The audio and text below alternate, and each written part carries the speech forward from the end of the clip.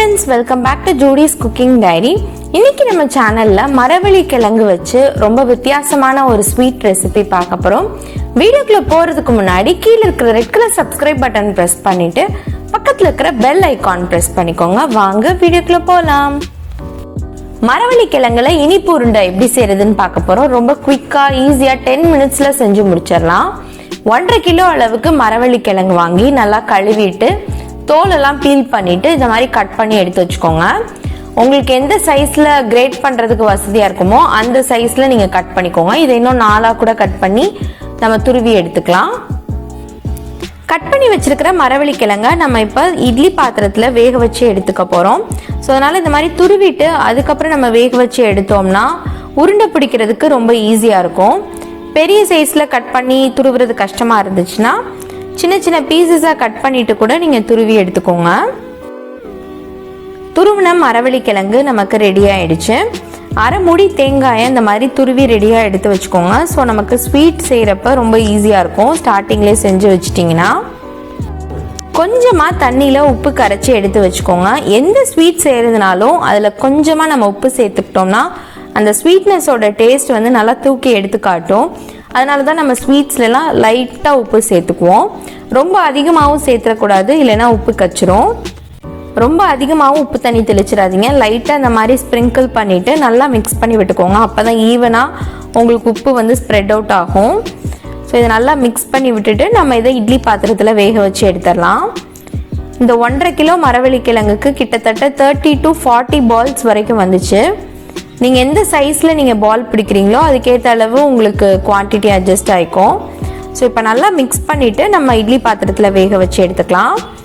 இட்லி பாத்திரத்துலையோ இல்லை ஸ்டீமர்லேயோ 10 நிமிஷம் வேக வச்சு எடுத்திங்கன்னா நமக்கு சூப்பராக மரவள்ளி கிழங்கு வெந்து வந்துடும்.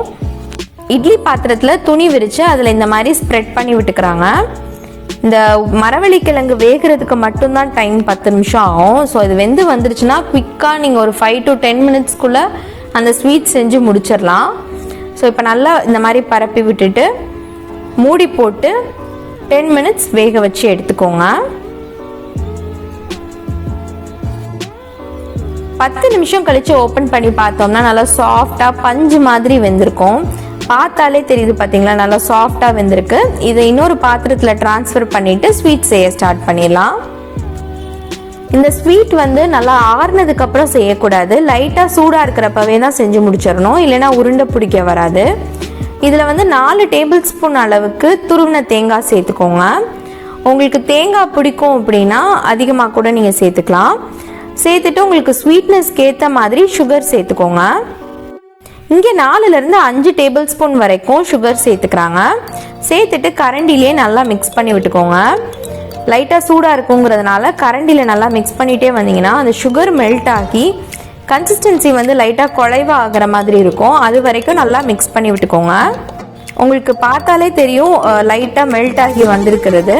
இந்த ஸ்டேஜில் நம்ம இப்போ உருண்டை பிடிச்சி எடுத்துடலாம். இன்னும் ஆறுனதுக்கப்புறம் நீங்கள் உருண்டை பிடிக்கக்கூடாது.